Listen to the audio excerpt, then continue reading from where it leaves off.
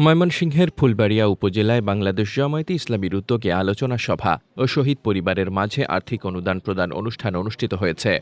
৩রা June মঙ্গলবার সকাল ৯টায় উপজেলা জামায়াতের দলীয় কার্যালয়ে এ আয়োজন হয়। ফুলবাড়িয়া প্রতিনিধি মোহাম্মদ শফিকুল ইসলামের প্রতিবেদনে থাকছে বিস্তারিত।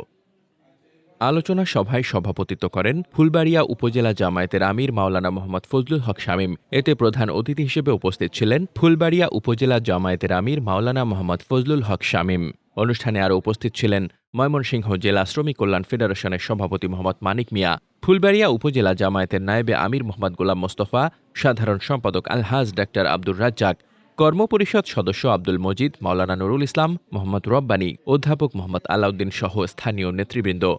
অনুষ্ঠান শেষে গত বছর ২০২৪ সালের জুলাই-আগস্ট মাসে ছাত্র আন্দোলনের সময় নিহত ফুলবাড়িয়ার ৪ শহীদ পরিবারের মাঝে ঈদুল আজহা উপলক্ষে নগদ আর্থিক অনুদান প্রদান করা হয়।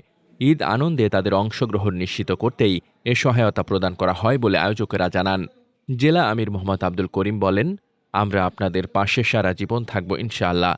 আপনারা যে কোনো প্রয়োজনে আমাদের সাথে যোগাযোগ করবেন। ছেলে মেয়েদের পড়াশোনা থেকে শুরু করে সব বিষয়ে ফুলবাড়িয়া জামায়াত আপনাদের পাশে থাকবে ইনশাআল্লাহ। তিনি আরও বলেন, আপনারা কষ্ট করে এখানে এসেছেন, এজন্য আপনাদের আন্তরিক ধন্যবাদ ও কৃতজ্ঞতা জানাই। মোহাম্মদ শামীম রেজা, দৈনিক খোলা চোখ। আপনার স্বপ্নের যাত্রা হোক ফ্লাই ইনফিনিটির সাথে।